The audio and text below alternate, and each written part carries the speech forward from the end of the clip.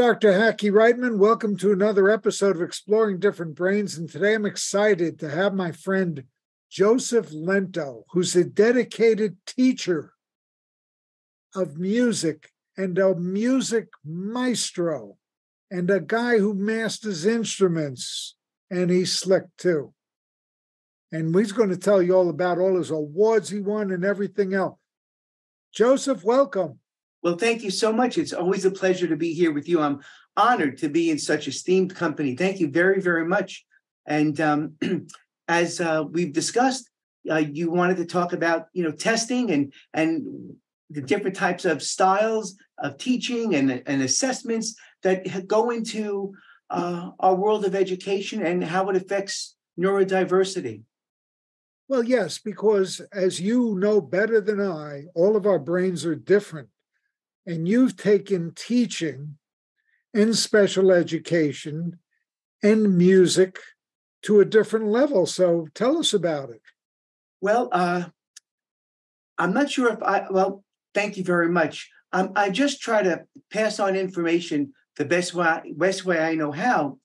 And over the years, I've been very fortunate that I've been able to use my let's say, creative brain as a musician in teaching.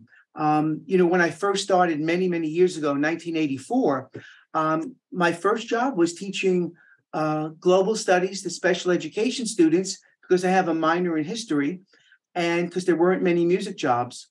So I began incorporating what I knew as a musician instinctively to try and reach the students with special needs. And it was quite a ride and a lot of fun. And that's my starting point for the rest of my career. Well, good. And, you grasped early on that you can't fit a square peg in a round hole. No, it's not possible. Elaborate on that.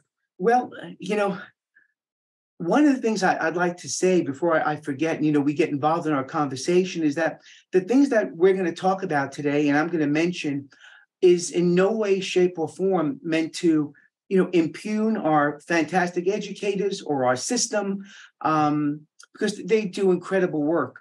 But what we want to do is we want to just kind of bring some awareness to the different types of education models, both learning, teaching, and assessing students, which I've been very, very fortunate over the years to have experienced firsthand.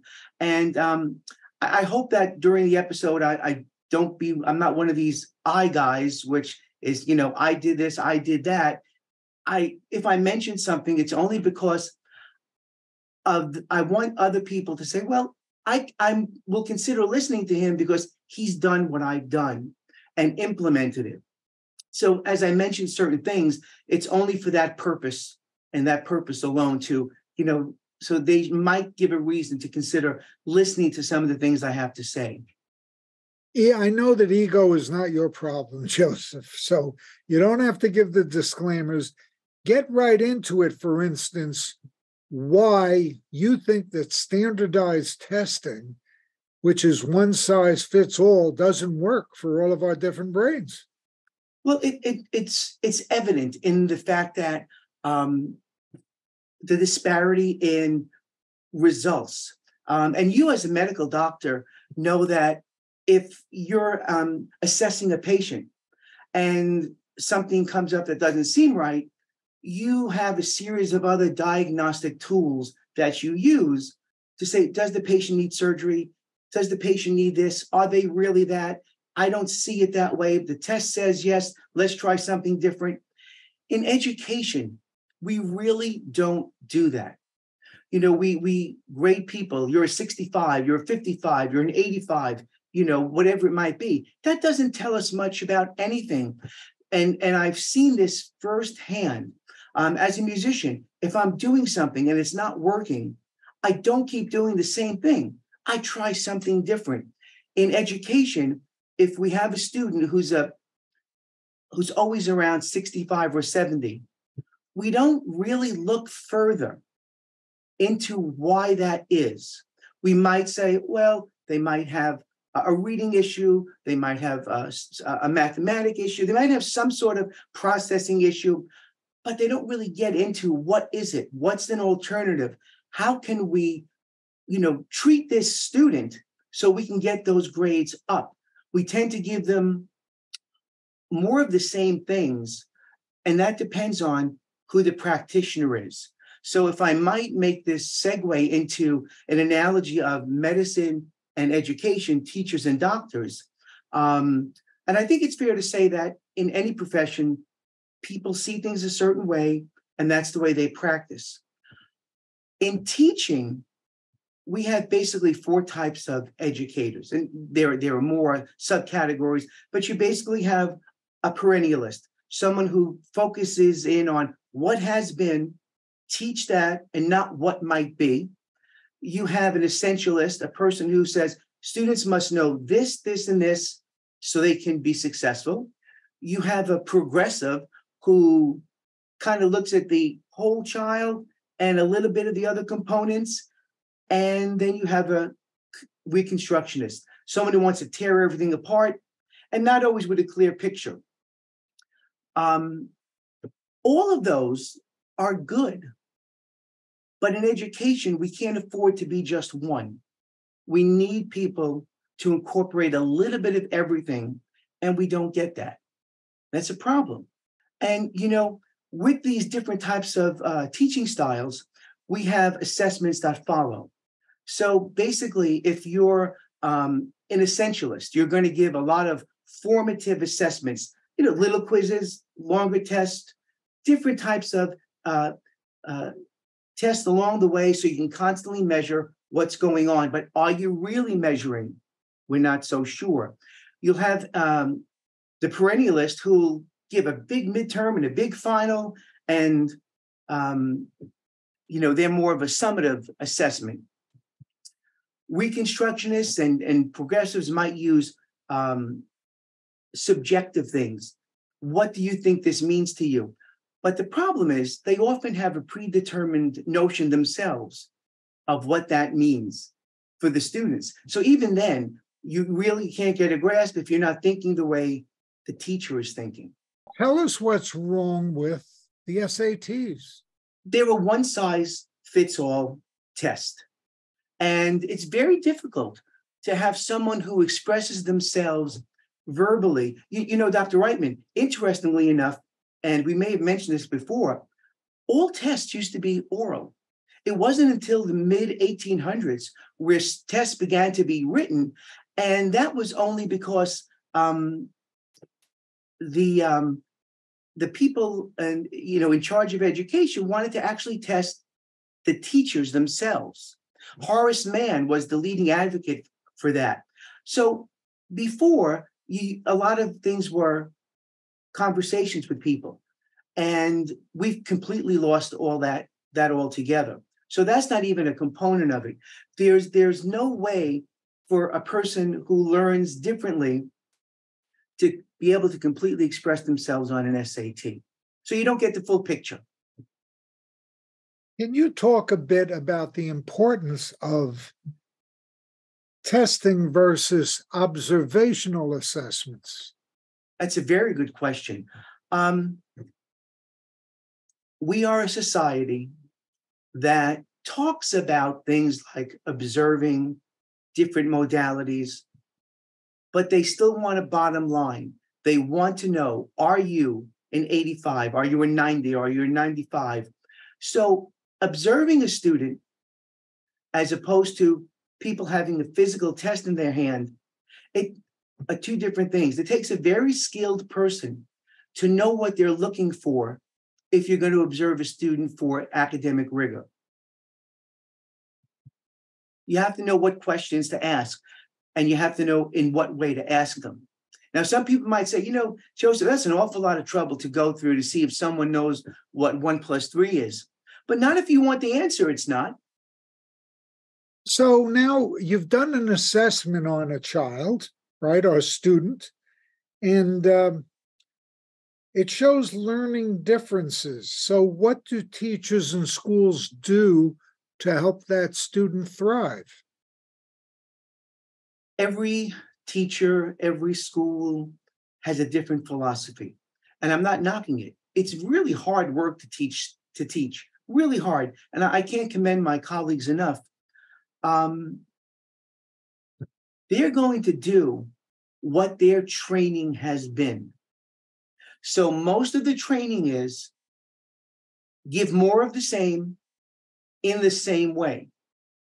Maybe they might try to stretch it out a little bit differently, but it's more of the same to produce the outcome that is wanted. It's not really different. It's just more of the same over a longer period of time, or over a longer period of time, and even more with more attention to it.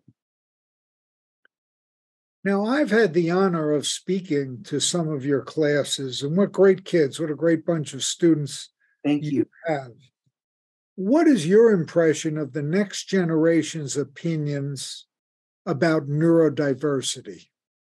That's another great question. And at Maria Regina High School, where I'm teaching, as you know, I'm teaching developmental psychology. So we do a lot of work, and I spend a lot of time with them on the scientific method, trying to show them how the brain might work in terms of logic. And they are now becoming more and more aware through our discussions and the specific curriculum I'm doing with them that there is more than one way to think. And many times they'll say to me, Mr. Lento, I really enjoy this because I've never had it presented to me in this way. I might have 3 or 4 different groups working, and the students in those different groups are working according to the learning modality that's best for them.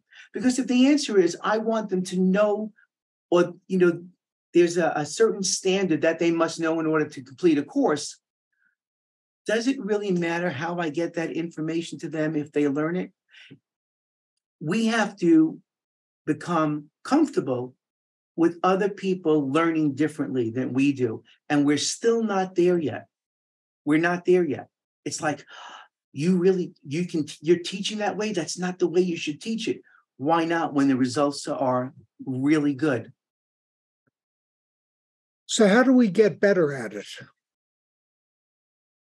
Being more open-minded, giving people opportunities in the arts, music, especially, opening up their horizons in that way, and actually showing them that it works. There's more ways than one to make something happen.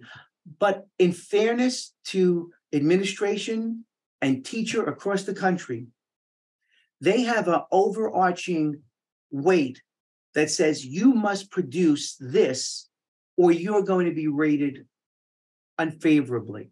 So they do have a lot of constraints on them and fears. So there's a lot of apprehension. If we can somehow get to the higher ups and have them kind of take their foot off the gas a little bit and let teachers be more creative, we would get more open-mindedness and eventually change the way in which teachers implement instruction.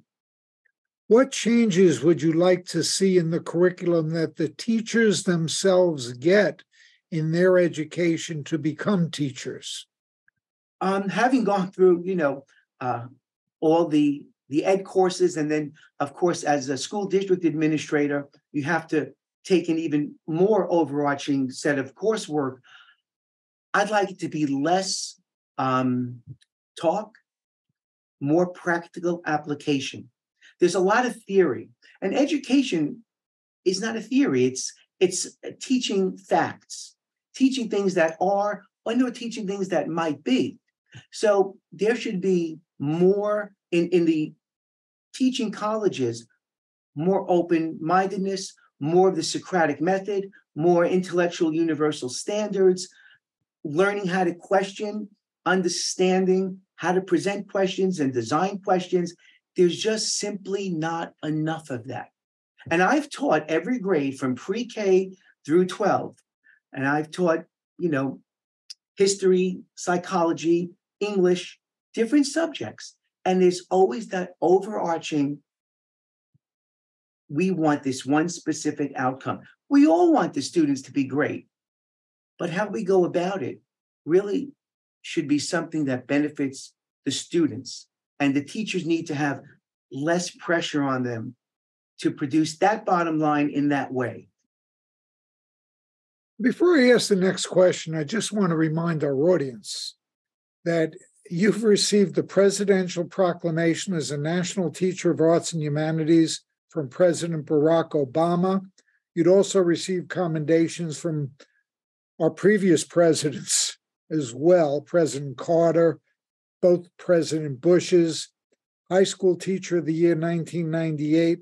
So I want our audience to know that you are a leader in addition to all of your other, what I'm going to call, for lack of a better term, side jobs, which are not side jobs, as a musician and a professional band leader and so forth. So you have a unique vantage point because you have an overarching holistic view, having been noted by the presidents of our country. And we're not just talking about one kind of education. We're not just talking about special education. We're talking about the whole ball of wax, okay? And if you could wrap for us the college level, the high school level, the elementary school level, and everything in between, talk about the commonalities there as regards making sure that the differences are recognized. Thank you, Dr. Reitman. That's one of the best questions I've ever been asked. And the simple answer is there is invariably a disconnect on each of those levels. There isn't an overarching design. Elementary school is completely different than middle school from high school, and high school from college. In our elementary schools, up until the third grade, students and teachers really engage in more of a Montessori approach and more of an open-ended approach, exploration. But then we start to cut that off about the fourth grade. And, and I don't know why, but they do. And then by the time you get to middle school, it's sort of a mini preparation for high school, but it's at an age where children are often most conflicted. They're leaving the earlier stages and getting ready to go into the later stages, and they need really special attention there. You'll hear teachers talk about middle school as being very, very difficult time because of that push and pull. High school, then you're thrown into a situation where it's essentially, and not where I teach, every person for themselves. You're now you're on your own completely.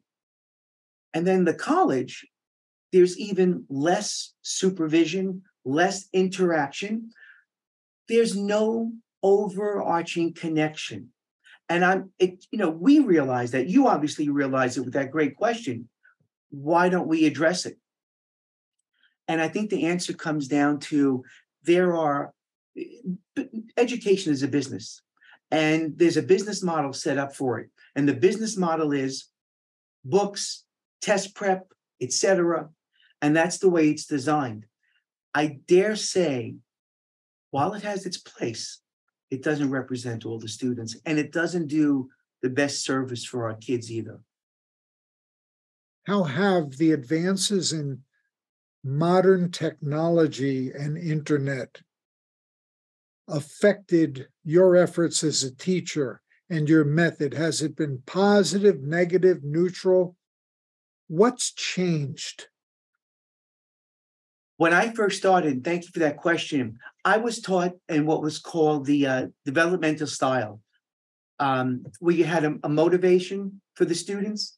You had a series of questions, you had summaries, you had a wrap-up, an ending. Very neat package, allowed for creativity and so on. With the advent of all this technology, specifically the Google Classroom, It has been such a benefit for me, and I think for my students, because now I'm able to put together these really complete and often complex lessons in a digital document, photos, music links, lecture links, you name it, where a student can now go in and access everything after the fact and go over everything we did in class. So now my students can concentrate really on what we're doing in that moment. And then they can always go back if they miss something. They're not taking notes in the class. Everything is interactive. We're always talking. They're always talking with each other. So the advent of technology for me, as I've been able to use it, has been phenomenal. And the girls tell me they love it. They can go back and find every single thing we spoke about and more, just like that. So I'm really pleased about it. And they can choose the mode from which they learn best, whether it's audio or the written word or the visual presentation. In every lesson, I put all the modalities in. It's very rare that I don't have a YouTube link, a lecture link, whatever I'm teaching. There's the words, there are the quotes, there's the YouTube link, the audio, the video. Everything is there for whatever they learn best. And if we want students to get the right answer, give it to them. Whatever it takes. There's no rule that says, well, if you don't listen to Joseph droning away for 40 minutes and don't remember, something, that you're not a good student. That's not the way it has to work. If I want them to know something, give it to them. What are we hiding? And why are we often making it such a struggle to get that information? And I understand about critical thinking and learning to figure things out. It can be done. It can be done. And if you just incorporate these different modalities, for instance, if they go back to the Google Classroom, they're going to figure out which thing they need to see. So isn't that learning how to process information? Of course it is. And what you've just said that I really believe so much, these things are not mutually exclusive. Yes. They are inclusive. Absolutely. Absolutely. I think it's so simple. And I often, see, people struggling with certain things to learn something. Why? When there are so many different ways to learn it. I teach here private students in my home studio, and whatever I need to explain, or however I need to explain it. For instance, I had a student, and this is not the student who I gave yesterday, but if you might see this is a trumpet fingering chart. And this is a different type of fingering chart. Usually it has the name of the note, and it might have 3 little circles on the bottom where it colors in the ones that have to be pressed down. Here it actually shows you which ones. Why can't we do that for everything? It's there. What's the struggle? It's so simple. And that's the way I teach. Find the answer and give it to them in the way they understand it. Well, you make good sense. And if I might just share one thing with my colleagues, try to remember, our students don't learn the way we learn. They don't understand things the way we do. Sure, some might, but try and remove ourselves from it. And what we do doesn't matter. How I go about editing a paper doesn't matter. That's not for me to force on someone. It's for me to get them to understand what the standard is and take my own process and put it on the side, please, and focus on what the student needs. That's what's important. How can people learn more about you and your work? Well, if anyone's interested in anything I've had to say, of course, they can find me on differentbrains.org.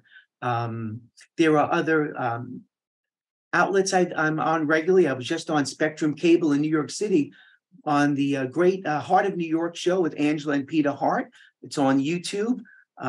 Lots of segments there on many different subjects that we've talked about over the last 6 or 7 years, various articles and so on. But if anybody wants to reach me, free of charge, they can simply reach me. May I give my email? Yes, please give your email and any contact information you'd like to share. Thank you. They can simply reach me at JSL Maestro, MAESTRO @gmail.com.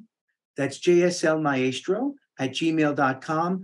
And I'm happy to share information, answer questions, help in any way I can, and hopefully learn something from you too. Maybe you've got something. I'm sure you have things that you can teach me. I'm open all the time for that. Well, Joseph, is there anything else we have not covered that you would like to cover today? Well, if I might, have fun. I understand so many of our educators are in challenging situations. I know firsthand. I've been in 39 years, I've been in the most challenging and rewarding environments, students in all types of needs, distress. Have fun with it. They can, most of the time, you might be the only bright light in their day. Smile for them, spread a cheerful word, be encouraging. That means more than anything. And it'll help you be positive too and make us all happy. So that's what I have to, little bit of advice. Well, Joseph Lento, it's been a pleasure to have you here yet again on Exploring Different Brains. Keep up your great work in education and in leading us and in philosophizing. Thank you so much. Thank you.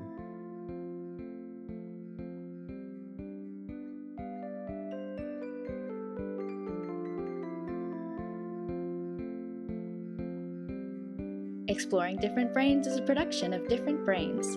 Visit us at differentbrains.org.